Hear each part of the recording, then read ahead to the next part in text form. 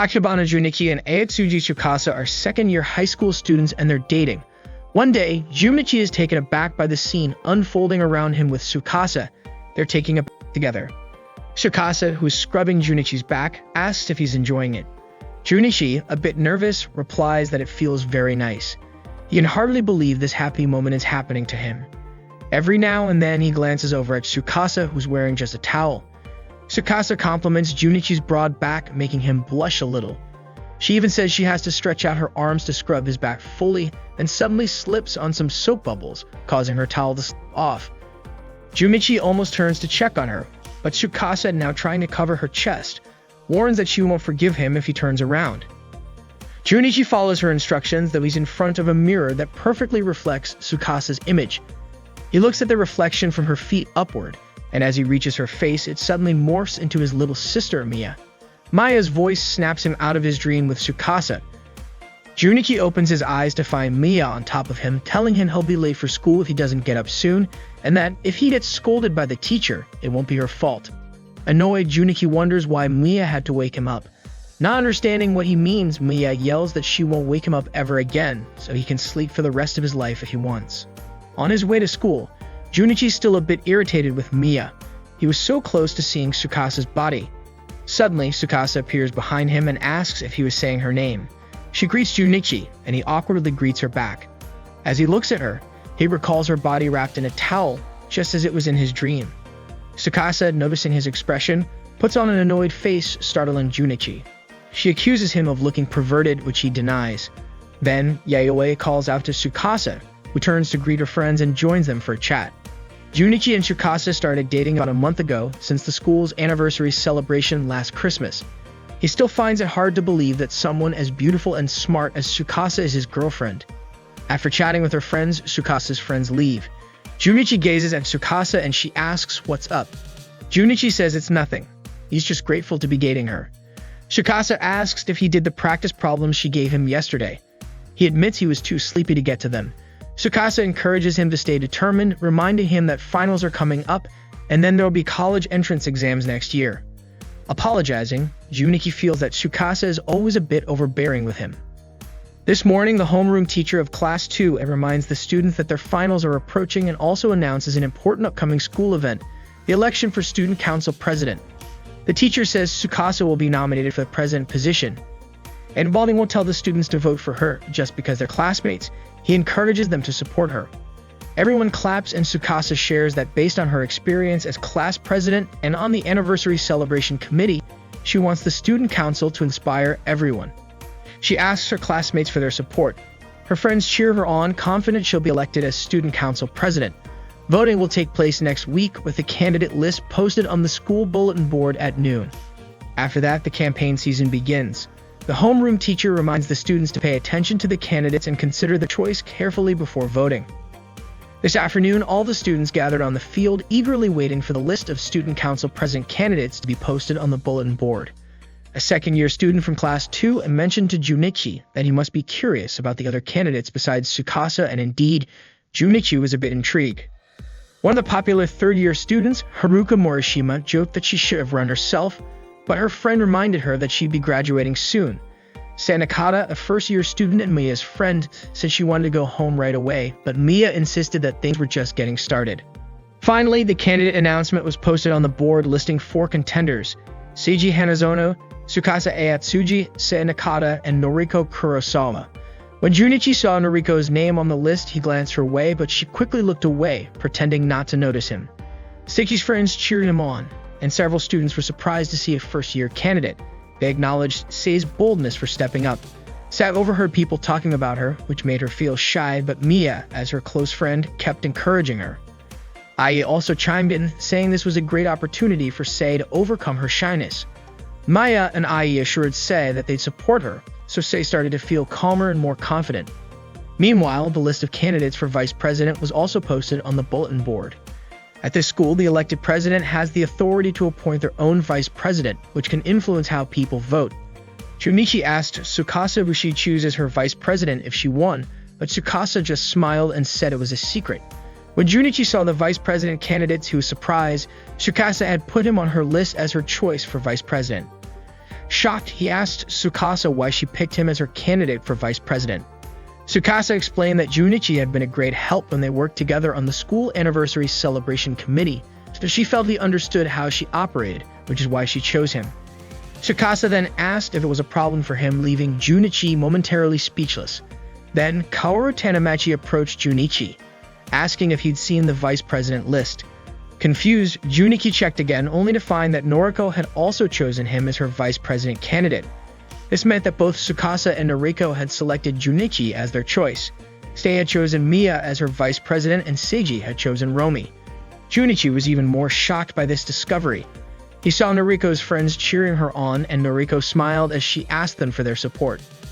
Kaoru commented to Junichi on Noriko's boldness, saying it was as if she'd made a public confession. Tsukasa seemed annoyed by the whole situation.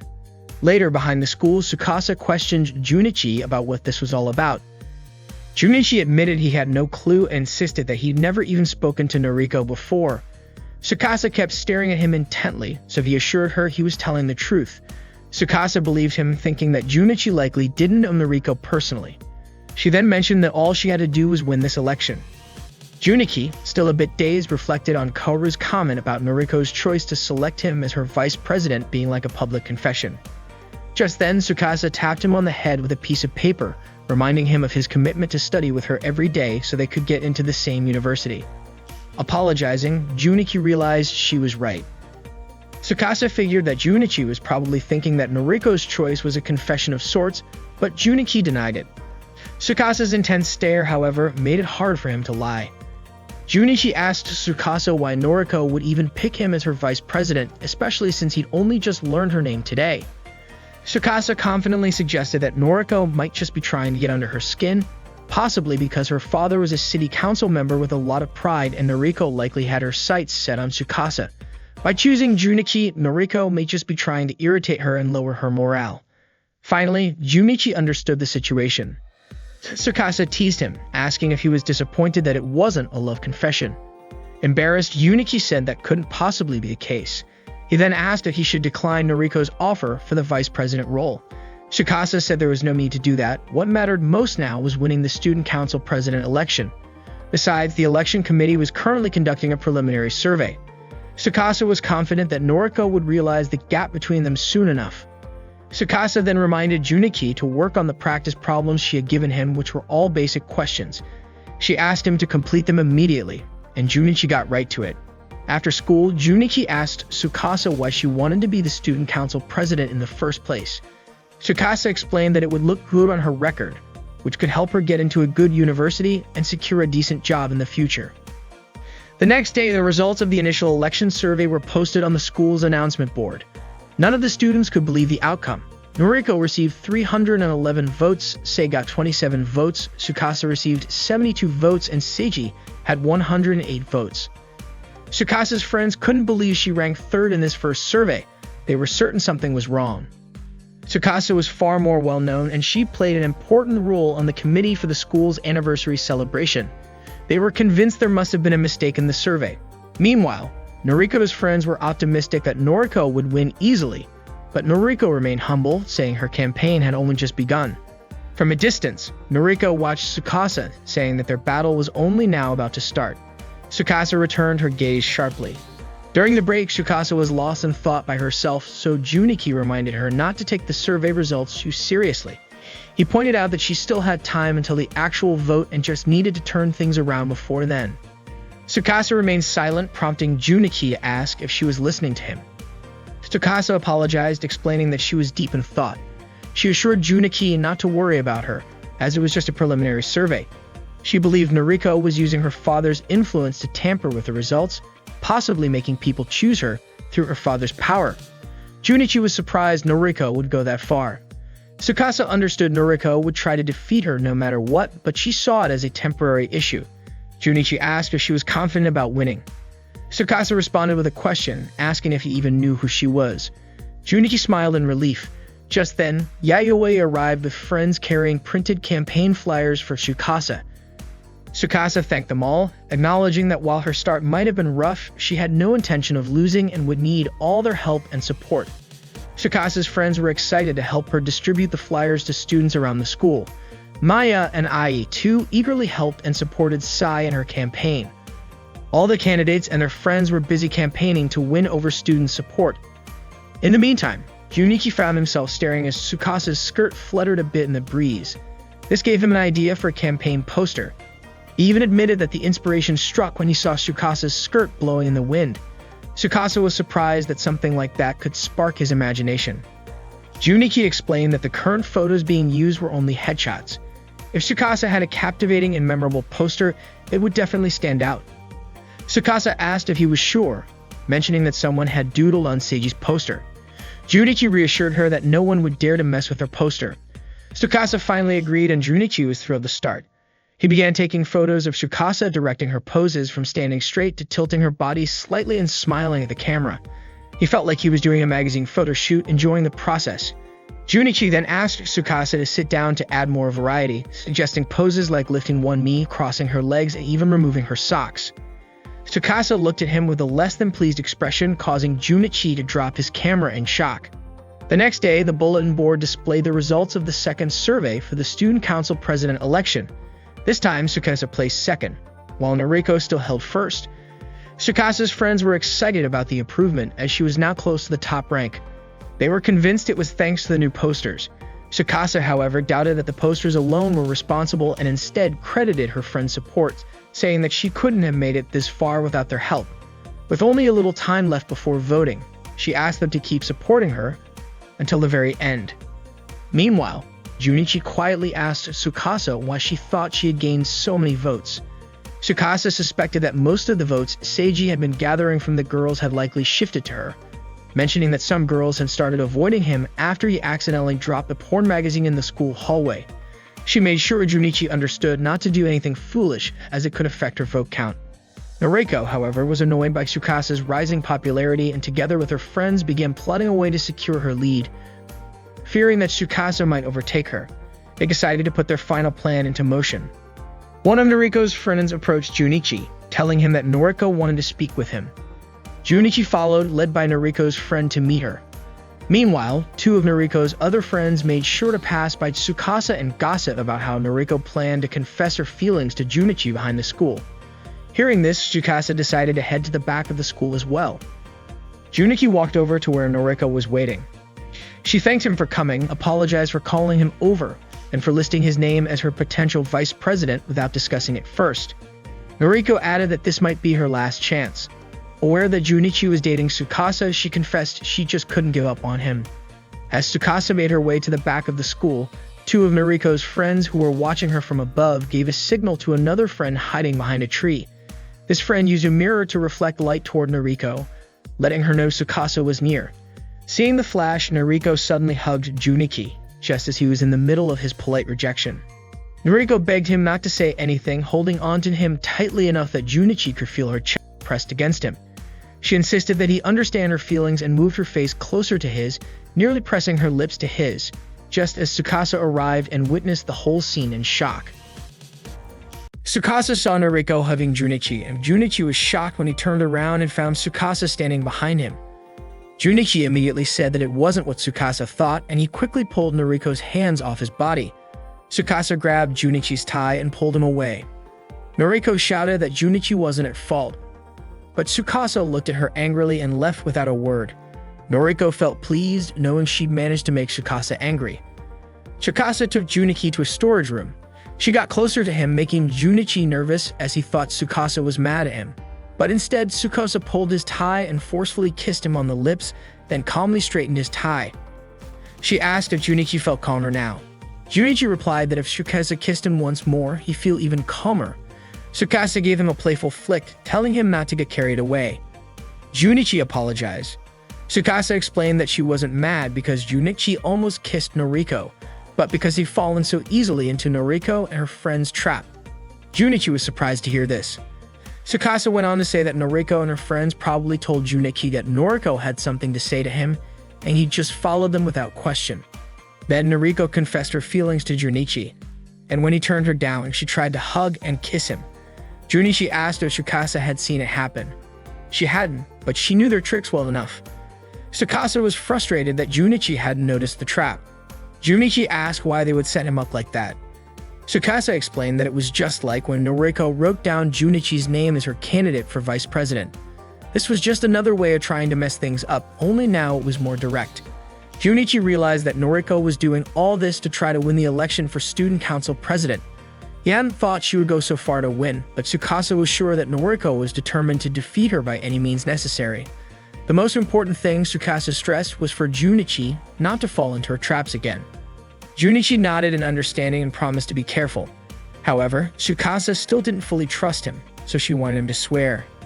Tsukasa asked Junichi to promise not to kiss any other girl besides her. Junichi swore that he only loved Tsukasa and wouldn't kiss anyone else, adding that he'd be thrilled if she kissed him once more. But Tsukasa refused to give him another kiss, feeling that one kiss should be enough. The next morning, Junichi was still sleepy on his way to school when Ryoko Sakurai greeted him. Junichi commented on Ryoko's energy so early in the morning, and Ryoko asked if Junichi was feeling a bit worn out.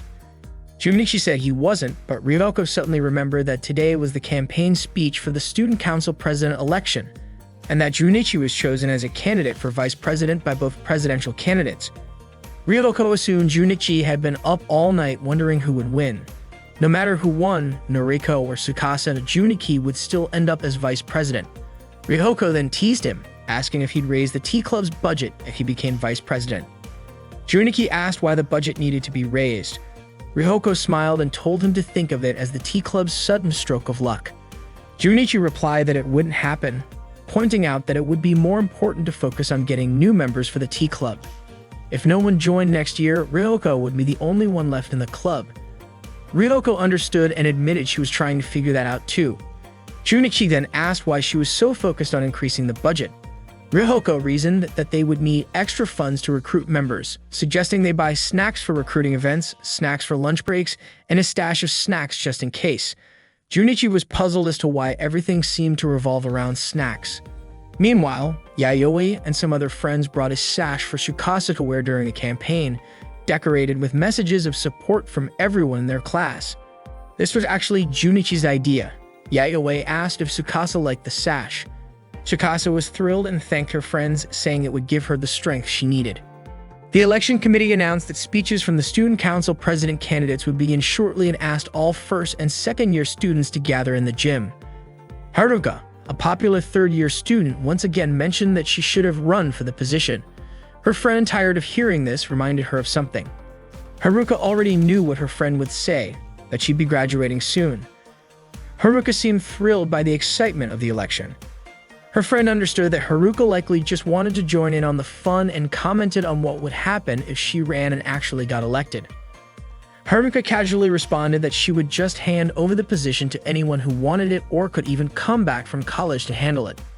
Meanwhile, two third-year members of the tea club were discussing that if they'd put Ryoko forward as a candidate and she won, it could really boost the club's budget, membership, and popularity.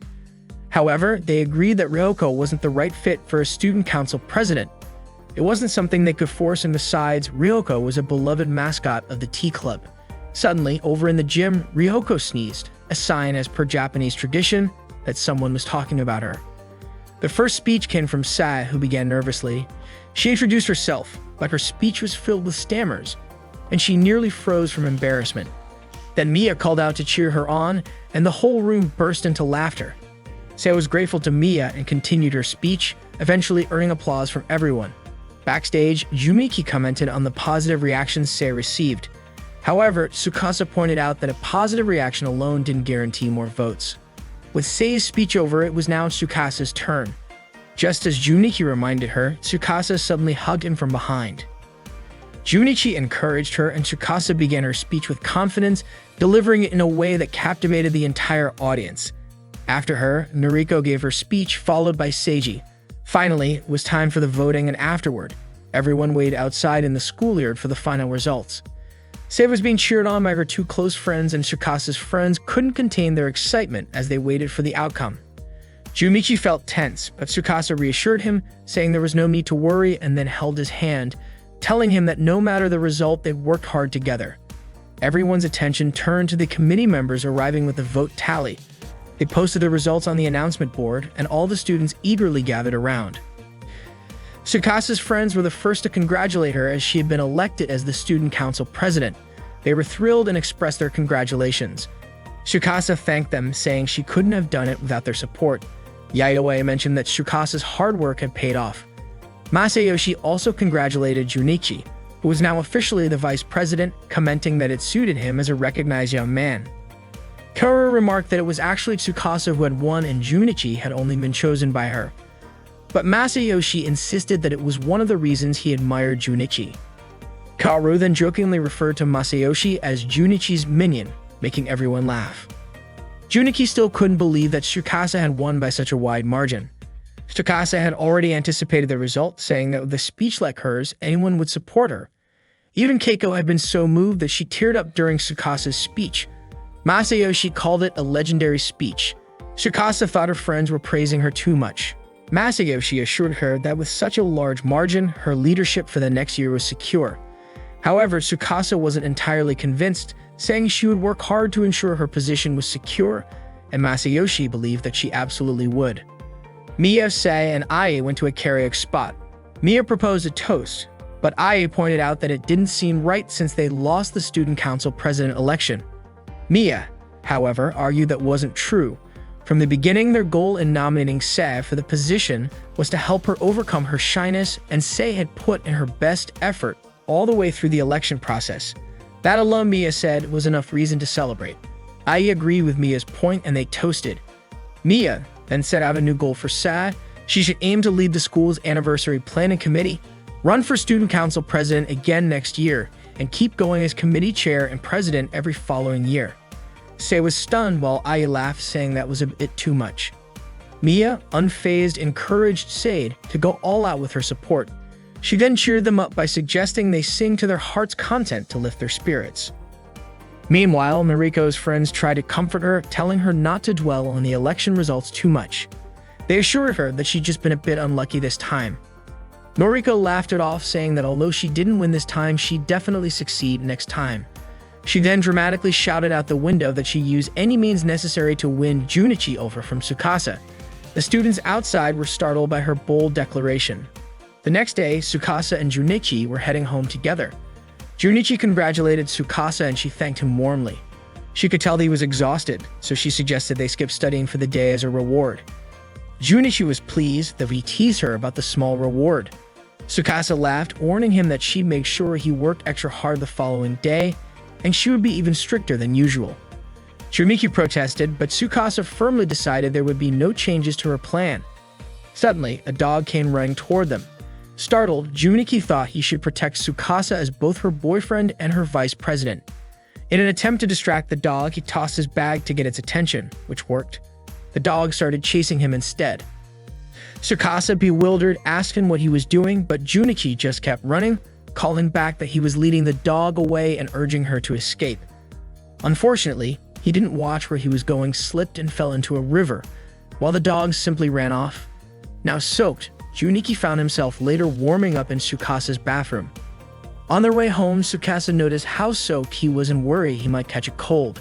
She invited him to her house to dry off. Junichi, a bit flustered, was taken aback by her invitation. Tsukasa noticed and asked if he didn't want to come over. Junichi clarified that it wasn't that he didn't want to, he just felt embarrassed. Tsukasa reassured him, saying her family wasn't home and suggested he take a bath while waiting for his clothes to dry. She even offered to scrub his back. Junichi thought she was joking, but she was entirely serious. Tsukasa started to undress, telling Junichi not to look. He obediently turned away, still unable to believe how serious she was. His mind wandered to a dream he'd had where Tsukasa had been scrubbing his back, wearing nothing but a towel. A moment later, Tsukasa came into the bathroom and Junichi quickly closed his eyes. She told him to open them and look at her. When he did, he was astonished. Tsukasa was standing there in a swimsuit, looking incredibly charming. Tsukasa asked if Junichi had any complaints about her. Junichi replied that she looked amazing. In response, Tsukasa playfully knocked him on the head and told him to get out of the bathtub so she could scrub his back. Junichi immediately complied, standing up, but unfortunately didn't realize he was completely naked. Tsukasa was shocked and let out a scream, then slapped him hard, leaving Junichi feeling the sting. She reminded him that it was his own fault for being careless. Junichi quickly apologized and Tsukasa began scrubbing his back. Junichi felt tense at first, but soon realized how enjoyable it was. It felt so much better than doing it himself. Tsukasa asked how it was, and he replied that it felt amazing. While she continued to scrub his back, Tsukasa thanked him, and Junichi asked if it was because of the student council election since she'd already thanked him quite a bit. Tsukasa clarified that it wasn't just for that, but also for helping her with the stray dog and the school festival. She acknowledged that Junichi had done so much for her. She also mentioned that she'd be thrilled if they could end up going to the same university. However, Tsukasa made it clear that she wouldn't sacrifice her chance at a good university just for him, which made Junichi laugh as he reassured her he understood. Tsukasa then leaned closer to him, making Junichi nervous, and reminded him of the promise they made to stay together forever. She also made him reaffirm the other promise, that he wouldn't kiss anyone else but her. Junichi agreed, and they shared a kiss. Afterward, Junichi jokingly asked if she'd be satisfied with just one kiss. Today was graduation day at Kibito High School, and Haruka had successfully completed her high school education. Sayamiya and Ai were now moving up to their second year, while Junichi's classmates were entering their final year as seniors. Today also marked the start of the annual budget committee meeting, with all the student council members and class representatives gathering in the council room. Junichi wanted to keep talking to Tsukasa, but they both had to head to the meeting. Tsukasa reassured him that they could chat as much as they wanted afterward. Junichi clarified that, more than anything, he just wanted to spend more time alone with her. But work was work, and so they headed to the meeting room together. The alarm clock in Rihoko's room kept ringing, but she kept hitting the snooze button and didn't get out of bed right away. Kanae wasn't surprised to see this and called out to Rihoko to get up. Rihoko shouted back, greeting Kanae, and then went right back to sleep. Kanae, annoyed, asked how long she planned on sleeping. Rihoko replied that she'd sleep as long as she wanted. After getting ready, Rihoko asked why her alarm didn't go off. Kanae said it rang loudly as usual and that she thought Rihoko actually woke up for a moment. Kanae mentioned that this wasn't a good example for the president of the tea club. Rihoko laughed and said it was fine since Junichi was the vice president and he handled everything for her. Kanae didn't entirely agree with Rihoko on this. Rihoko added that Junichi was very reliable. Kanae felt that was just Rihoko's opinion, and she urged Rihoko to hurry up so they wouldn't be late for summer classes. It had been a few months since the upperclassmen graduated, and Junichi joined the tea club to keep Rihoko from being alone, but her feelings for him remained unreciprocated. Now summer classes were in session, and the teacher mentioned that the chapter they were studying would likely be on the exams, so she encouraged the students to study it well. Class ended, and they'd be covering modern history next time. Tsukasa asked the teacher a question and went up to the front of the class. Junichi complained to his friend about spending summer break only in class, but one of his friends wasn't going to let that happen. He was confident he'd get 2 or 3 girlfriends over the summer. Kanae invited Rihoko to hang out after school, but Rihoko apologized, explaining that she had to clean the tea club room with Junichi. Kanae offered to help, but it seemed like she thought better of interrupting Rihoko and Junichi's time alone. Rihoko didn't quite understand Kanae's meaning. Kanae leaned in and asked her quietly how things were going with Junichi. Rihoko didn't understand what Kanae meant by progress. Kanae asked if things were going smoothly between her and Junichi, leaving Rihoko unsure how to answer. Kanae got the hint that there had been no progress, saying that Rihoko was too slow, especially since they were already in the same club, so it was only a matter of time. From the outside, everything looked like it was going well. Kanae added that Junichi and Rihoko already seemed like a couple. Rihoko quickly denied Kanae's observation. Kanae commented that Junichi also wasn't very perceptive. Rihoko glanced over at Junichi, who was with Masayoshi. Junichi was returning a videotape to Masayoshi, who then asked how he liked the adult film. Junichi admitted he lost sleep over it, making Masayoshi laugh.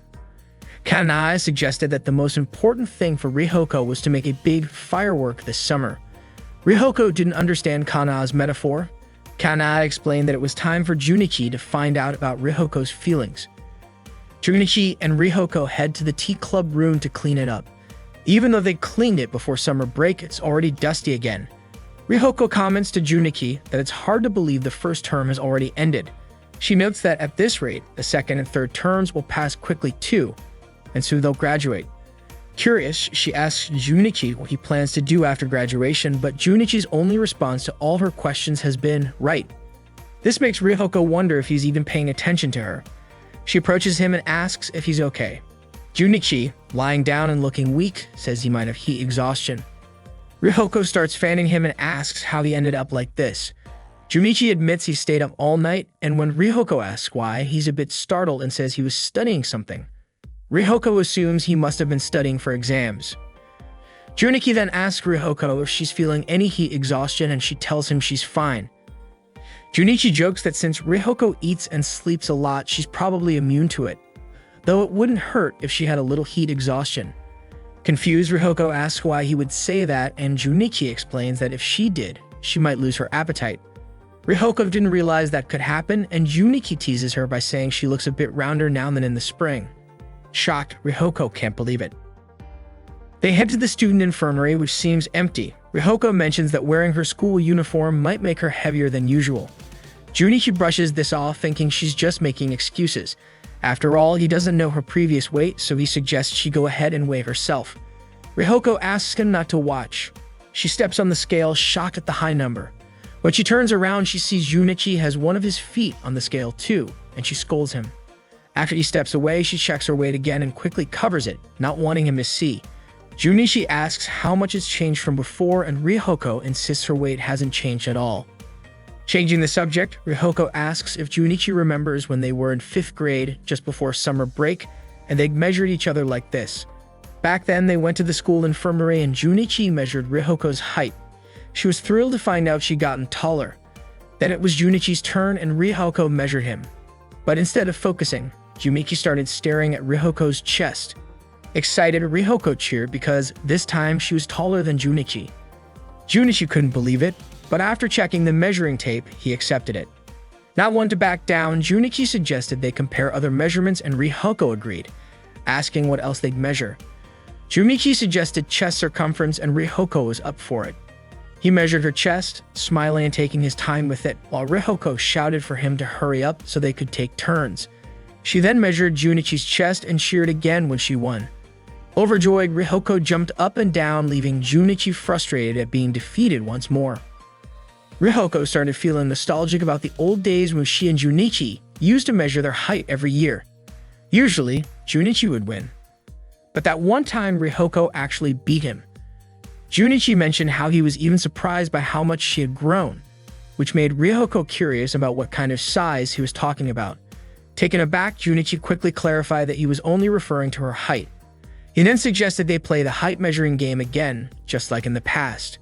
Ryuhoko pointed out that Junichi was clearly taller than her now, but he playfully suggested they add chest measurements to the total height for a fairer comparison, which Ryuhoko agreed to. After measuring her height, Junichi asked Ryuhoko to raise her arms so he could measure her chest as well. He seemed a bit flustered, and Ryuhoko even called him out for taking too long with the measurement. Junichi apologized, and when Ryuhoko asked for the total, it turned out she still lost. Junichi concluded that both of them had grown significantly over the years. They then headed to the school garden, where Junichi lay down exhausted on a bench. Ryuhoko asked if his heat stroke was serious. Junichi admitted that it was quite bad, explaining that his eating schedule had also been thrown off since his parents left to visit his uncle, who was sick. Ryuhoko asked if this was the same get-rich-quick uncle of his, and Junichi confirmed it, adding that he'd been surviving on instant noodles and watermelon. Ryuhoko joked that if he kept that up, he'd turn into a rhinoceros beetle, and asked why he didn't just ask Mia to cook something for him. But Junichi declined, saying Mia's cooking was worse than the summer heat itself. At this, Ryuhoko offered to come over and make him dinner, which completely surprised Junichi. He was thrilled, eagerly asking her to come. Ryuhoko smiled and asked what he'd like to eat for dinner, to which Junichi replied he'd be happy with anything but instant noodles and watermelon. She encouraged him to think of a specific dish, and he mentioned he wanted something that could help with his heat exhaustion. Ryuhoko considered making something refreshing and nourishing, finally telling him she'd prepare something delicious for dinner. She said goodbye and promised to return at dinner time, heading off to buy ingredients. Junichi told her to be careful, jokingly warning her not to trip. And just then, she stumbled. Junichi smiled, watching her leave, glad to see her so lively. Ryuhoko, meanwhile, was already excited about what she'd cook later. When she got home, Ryuhoko immediately started picking out an outfit for her visit to Junichi's. She had 4 options and finally settled on a dress similar to what she'd worn when they used to play together years ago.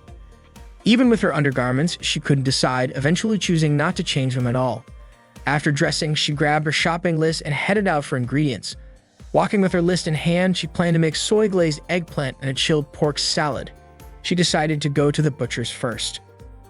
Suddenly, someone called her a lost lamb on her way to dinner and offered to guide her down the right path. Rihoko turned and recognized the voices.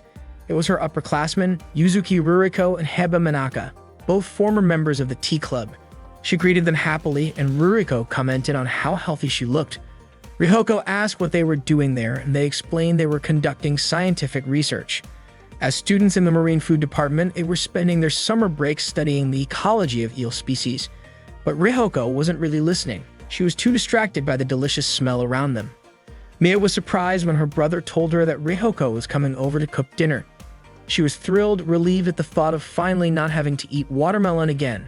Though she claimed before that she could survive on just watermelon, which had been delivered to the house earlier, Mia admitted that while it was fun at first, she eventually got tired of it. Laughing, she said she was excited to have a proper dinner for a change and teased Junichi, blaming him for only knowing how to make fried rice. When they opened the fridge and found only watermelon, Junichi joked that they had practically become rhinoceros beetles. Mia asked her brother to go buy some ice cream and Junichi complied. Meanwhile, Rihoko shared with her upperclassmen that she was going to cook for Junichi, which was why she was out shopping for ingredients. She had already decided on what to make but thought eel might also be a good idea. She sampled some eel her seniors had prepared, finding it delicious. Ruriko then asked Rihoko if she had kissed her vice yet, catching her off guard and making her wonder why Ruriko would ask something like that. Based on Rihoko's reaction, Manaka guessed that it hadn't happened yet and that there hadn't been much progress between them. Rihoko admitted as much. After a moment of eye contact, her two seniors handed her a live eel, with Ruriko remarking that eating it would definitely revive Junichi. Ruriko and Manaka assured her she didn't need to be shy about it. When Rihoko tried to take the eel, its slippery surface made it hard for her to hold, and she ended up dropping it, so they gave her a grilled eel instead. Ruriko also suggested other ingredients that might help with sunstroke recovery, like lotus root. She explained that in Chinese characters, lotus root is written to represent training and stamina, symbolizing strength. She added that legendary kung fu masters were known to eat it often. Rihoko smiled, commenting that this felt familiar, just like back when they were all members of the tea club. Ruriko had once asked her if she knew the meaning behind the term "chowkscreen," to which Rihoko had no answer. Ruriko had explained that in ancient Hebrew, shuk meant love and lim meant good luck charm. Rihoko laughed, saying she wouldn't be tricked by Ruriko again, as she had grown up since then. Ruriko responded that she wouldn't pull those kinds of pranks anymore, as they were now university students and adult women. But Rihoko seemed a bit doubtful. Ruriko asked if Rihoko didn't trust her, and Rihoko apologized for being suspicious. Rihoko took notes on her seniors' cooking tips and thanked them. She then asked how they were finding college life and if they were having fun. Ruriko replied that it was pretty enjoyable, and Rihoko asked if they had joined the tea club again. They said no, they had joined the tennis club this time. Rihoko imagined them looking glamorous in tennis outfits, which Ruriko seemed to notice, teasing her that she knew exactly what Rihoko was imagining. Embarrassed, Rihoko blurted out, asking how they knew. Ruriko called her an innocent girl, while Manaka referred to her as a sweet kid. Ruriko also gave her some eel liver, and Manaka suggested that Rihoko make it into eel liver soup. Ruriko expressed hope that Junichi would enjoy Rihoko's cooking. As Rihoko was leaving, Ruriko prayed that the power of the eel would make Junichi strong that night, giving him unparalleled stamina, as Manaka put it. After finishing her shopping, Rihoko suddenly heard someone call her name, inviting her for tea. She turned to see it was her classmate Makabe, who was also surprised to see her. He seemed captivated by Rihoko's appearance and asked if she had been out shopping like him. Rihoko confirmed and explained she had been buying ingredients for dinner. She then said goodbye, but Makabe stopped her.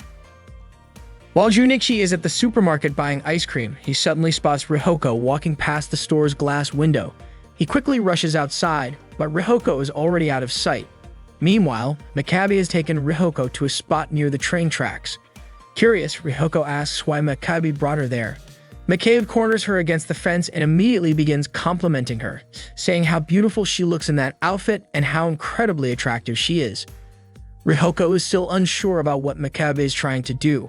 He goes on to say that seeing her like this stirs up intense feelings in him and wonders why he never noticed before. McCabe then confesses his love for Rihoko and asks her to go out with him. Taken aback by the sudden confession, Rihoko feels it's all happening too fast, but McCabe insists that love often comes unexpectedly and urges her to accept his feelings. However, Rihoko declines, explaining that she already has someone she likes. From a distance, Junichi catches sight of them. Intrigued, McCabe asks who it is that Rihoko loves. She begins to tell him the person's name, but unfortunately, Junichi can't hear it as her words are drowned out by the sound of a passing train. McCabe cornered Rihoko against the fence and immediately complimented her. He told Rihoko that she looked beautiful in that outfit and also very attractive. Rihoko still didn't understand what McCabe was up to. He added that seeing her now made him feel his passion rising, and for some reason he couldn't believe he hadn't noticed it until now. McCabe then confessed his love to Rihoko and asked her to date him. Rihoko felt it was too sudden, but McCabe insisted that love often comes unexpectedly and urged her to accept his feelings. However, Rihoko declined because she already had someone she liked. From a distance, Junichi watched the scene. Curious, McCabe asked who it was that Rihoko loved. She told him, but unfortunately, Junichi couldn't hear her because her voice was drowned out by the sound of a passing train. After hearing Rihoko say the name of the person she liked, McCabe let her go and told her not to regret rejecting him. Rihoko felt relieved and continued on her way to Junichi's house. Along the way, she remembered Kana's advice that it was time Junichi knew about her feelings. McCabe, meanwhile, continued trying to flirt with other girls who passed by, but unfortunately, this time he ended up hitting on his seniors. Realizing his mistake, he quickly apologized and fled, leaving the upperclassmen smiling at his antics. When Rihoko arrived at Junichi's house, she was warmly welcomed by Mia, who had been waiting for her. Mia eagerly asked if she'd seen Junichi on the way. Rihoko said she hadn't. Not long after, Junichi returned home, surprised to see Rihoko's shoes already at the door. Taking a deep breath to calm his nerves, he greeted everyone. Mia immediately went to her older brother, disappointed to find the ice cream he'd brought had melted. Junichi greeted Rihoko, who smiled and thanked him for letting her come over. Their awkwardness didn't go unnoticed by Mia, who asked what was going on between the two of them. Both Rihoko and Junichi said that there was nothing going on. Rihoko then offered to start cooking since Junichi and Mia were probably hungry. Mia volunteered to help, but Junichi stopped her, reminding her of the time she mixed up dashi with barley seasoning, which had made the miso soup taste strange. Rihoko just smiled at the sibling squabble. Mia shushed her brother, saying that everyone makes mistakes sometimes. While waiting for the food to be ready, Mia and Junichi watched TV together. Rihoko was busy cooking when Junichi approached her. Rihoko called out to him, and Junichi said he wanted to ask her something. He told her that when he was out buying ice cream, he'd noticed a lot of couples out and about this summer. Junichi then asked Rihoko what she thought about that. After thinking back to her own shopping trip, Rihoko said she didn't see that many couples. Junichi replied that maybe it was just a coincidence. Rihoko then asked if that was all they wanted to say. Junichi, flustered, said yes, that was all, and turned to go back to the TV room. However, Rihoko called him back, feeling nervous about saying something, but ultimately stopping herself and just telling him that she'd make something delicious for him. Junichi replied that he was looking forward to her cooking and returned to the TV room. Rihoko felt disappointed in herself for not confessing her feelings, quietly calling herself pathetic. Dinner was finally ready, and Rihoko had prepared an impressive spread. Mia and Junichi were both shocked to see it, with Mia calling Rihoko amazing and Junichi complimented her, saying the food looked delicious and asking if the ingredients were expensive. Rihoko just smiled, telling him that she'd gotten some of the ingredients from an upperclassman. Ruriko and Manaka were out fishing, chatting about how Rihoko was probably busy making a refreshing, energy-boosting meal with all her effort. Ruriko mentioned that they had tricked Rihoko again when she told her about another ingredient that supposedly treats heat stroke: lotus root. Lotus root is written in Chinese characters meaning training and steak, symbolizing fitness. It said that kung fu masters often eat it. Manaka commented that Rihoko is such a naive girl. Ruriko hoped it was time for Rihoko to confess her feelings to Junichi. Suddenly, something tugged on Ruriko's line. It moved fast, and the fish seemed huge. Manaka jumped in to help pull it up. After Rihoko talked about her upperclassmen, Junichi asked what their college life was like. Rihoko said they were doing well, enjoying life as students, and they even joined the tennis club. For a moment, Junichi imagined how attractive her upperclassmen must look in tennis outfits. Rihoko said they were very kind, teaching her many things and even showing her how to make the dinner recipe they were eating that night. Junichi smiled and continued enjoying his meal.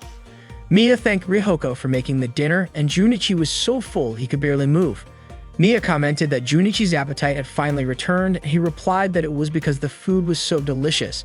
Rihoko smiled with satisfaction, grateful she could cook for Junichi and Mia. Junichi thanked her, and Rihoko waved it off, saying that if they liked it, she can come over to cook dinner again. Mia was thrilled to hear this, and Junichi happily agreed. Just then, the phone rang. Mia asked Junichi to answer it because she was too full to move. Junichi refused, saying he was sure the call was for Mia anyway, and that she should pick it up. Mia argued back, and they decided to settle it by playing rock, paper, scissors. In the end, Mia had to answer. It turned out to be Sai, who apologized for calling so late and invited Mia to go to the amusement park with her the next day. Junichi overheard Mia's conversation and felt proud for correctly guessing that the call was for her. Rihoko was cleaning up the dishes, and when Junichi offered to help, Rihoko told him it was fine. She called Junichi's name, wanting to say something, but Mia suddenly yelled loudly from her call. Mia ran over to Junichi and Rihoko, announcing that she'd be going to the amusement park with Sai and Ai tomorrow. Overjoyed, Mia suddenly declared that it was time for dessert. Junichi called her out on it, pointing out that she had just said she was full. Mia replied that there's always extra room for dessert and asked Rihoko if she wanted some too. Rihoko nodded, smiling. Junichi laughed, commenting on how Mia's appetite was truly incredible. Rihoko smiled at this. Mia prepared shaved ice for dessert, and for herself, she made an enormous portion. Junichi warned her that her stomach might hurt if she ate it all, but she simply poured syrup over the ice. Ideally, it would have been time for ice cream, but unfortunately, the ice cream had melted. Junichi apologized for that. Mia then proudly displayed her 7-flavor shaved ice creation, offering some to Rihoko, who just smiled back. Heavy rain began to pour outside, so Mia suggested that Rihoko spend the night at their house. Rihoko initially declined, but Mia worried that she'd catch a cold if she walked home in such heavy rain. Mia asked her brother what he thought, and Junichi agreed it would be best if Rihoko didn't mind.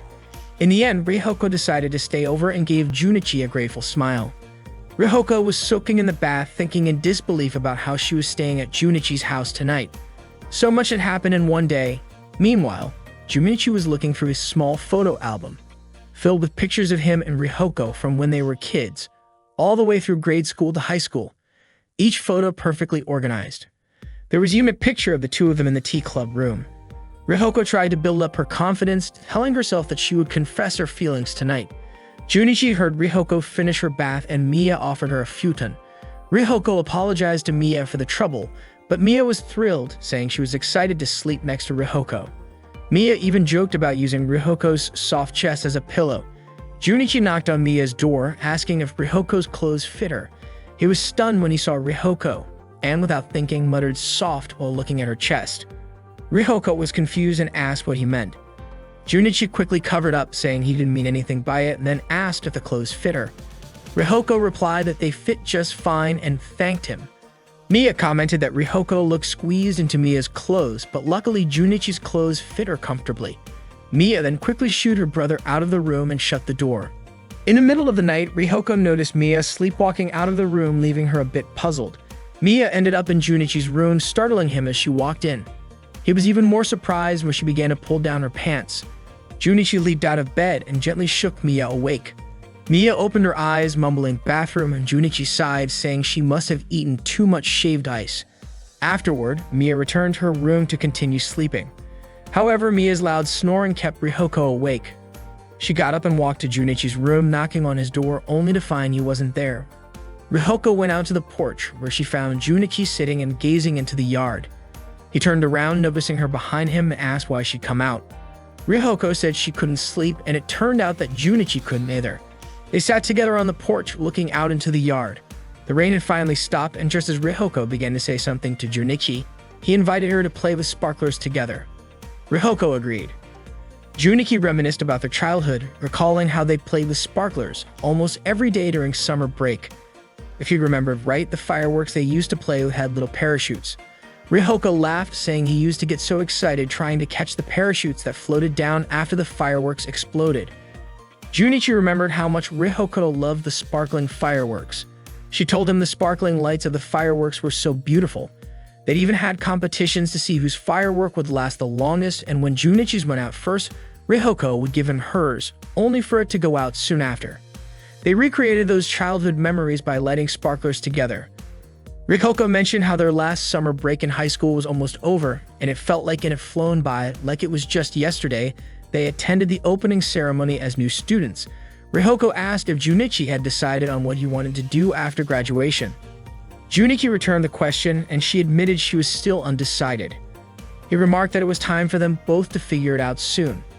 Junichi said that ever since kindergarten, they had always been together, no matter where they went. Rihoko was about to say something to Junichi, but held back out of nervousness. Suddenly, she was startled when Junichi mentioned how nice it would be if things could stay just like this. Rihoko tried to speak up, but again hesitated. Right as Junichi accidentally stepped on a firework, causing him to fall forward, nearly landing on Rihoko. They found themselves face to face, locking eyes. Both quickly apologized, turned away in embarrassment, and sat in silence for a moment before simultaneously calling each other's name. Junichi then confessed that he liked her. He admitted that he hadn't realized how close they'd gotten, but he knew he had always liked her and was certain of his feelings. Rihoko smiled, saying she felt the same, that she liked him too and always wanted to be together. With that, the two shared a kiss. The next morning, Junichi and Rihoko were having tea together. Junichi praised the green tea, saying it was delicious, probably because Rihoko had made it. Rihoko smiled and said it was likely because she'd made it for someone she liked very much. Just then, Mia walked out to join them and greeted them cheerfully. In an instant, Rihoko and Junichi moved a little farther apart. Mia noticed and asked why they both looked so red. Junichi nervously suggested it might be because the tea was hot, while Rihoko offered that maybe it was because of the warm weather. Mia stared at her brother, inching closer, and commented that something seemed strange about him. Junichi raised his voice, insisting there was nothing strange about him. Mia, puzzled, asked why he seemed so upset, still doubtful of his answer. Rihoko simply smiled, watching the sibling banner play out in front of her.